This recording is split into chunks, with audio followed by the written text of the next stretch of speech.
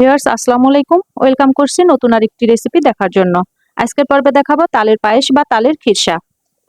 তালের পায়েস এভাবে করলে অনেক মজা হয়, তাই ভিডিওটি স্কিপ না করে পুরোটা দেখার অনুরোধ করছি। প্রথমে একটি তাল ভালো করে খোসা ছাড়িয়ে নিব। তালের বোটার অংশে তিতা ভাবটা থাকে, তাই বোটার অংশটা খুব ভালো করে ফেলে দিতে হবে।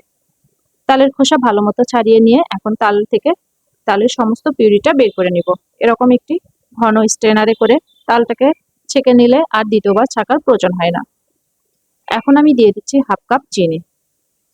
একটি তালের পিউরির জন্য আমি হাফ কাপ পরিমাণ চিনি দিয়ে দিলাম, 3টি এলাচ এবং স্বাদ মতো লবণ দিয়ে দিলাম। দিয়ে এখন তালটাকে খুব ভালো মতো রান্না করে নেব।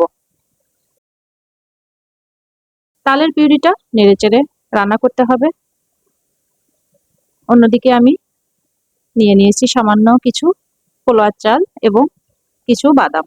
আমি পানিতে ভিজিয়ে রেখে সামান্য একটু পানি দিয়ে এখন ব্লেন্ড করে নিব। অন্য একটি প্যানে আমি দিয়ে দিয়েছি 1 লিটার দুধ। দুধ জাল করতে করতে অনেকটাই ঘন হয়ে এসেছে, দেখতেই পাচ্ছেন। এই পায়েসের জন্য দুধের পরিমাণটা একটু বাড়িয়ে দিতে হবে। দিয়ে দিলাম 2টা তেজপাতা, 3টা এলাচ আর 1 টুকরো দারচিনি। 1 কাপ নারকেল কোড়ানো দিয়ে দিলাম। দিয়ে দিলাম 2 টেবিল চামচ মতো চিনি আর সামান্য একটু লবণ। লবণ দিলে মিষ্টির ব্যালেন্সটা ঠিক থাকে, চাইলে স্কিপ করতে পারেন। এক পাশে তালের পিউরিটা রান্না করছি এবং অন্য পাশে আমি দুধের পায়েসটা রান্না করছি।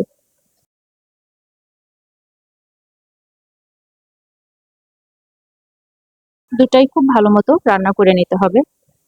দুধ জাল করতে করতে যখন অনেকটাই ঘন হয়ে আসবে, সে পর্যায়ে আমি ব্লেন্ড করা চালের পেস্ট দিয়ে দিলাম। কিছুক্ষণ নাড়াচাড়ার পরে পায়েসটা রান্না হয়ে যাবে। মশলাগুলো আমি উঠিয়ে ফেলে দিলাম। এ পর্যায়ে চুলাটা অফ করে দিতে হবে আর দুইটা মিশ্রণ ভালো মতো মিক্স করে নিচ্ছি। এ পর্যায়ে আর জাল করার কোনো প্রয়োজন নেই, যেহেতু দুইটাই খুব ভালো মতো রান্না করা, তাই আর কোনো চালের প্রয়োজন নেই। উপরে কিছু দিয়ে দিলাম নারকেল কোড়ানো, কয়েকটা পেস্তা বাদাম গ্রেট করে দিয়ে দিলাম আর দিয়ে দিব গুঁড়া দুধ। এতে করে তালের পায়েসটার স্বাদটা দ্বিগুণ হয়ে যাবে।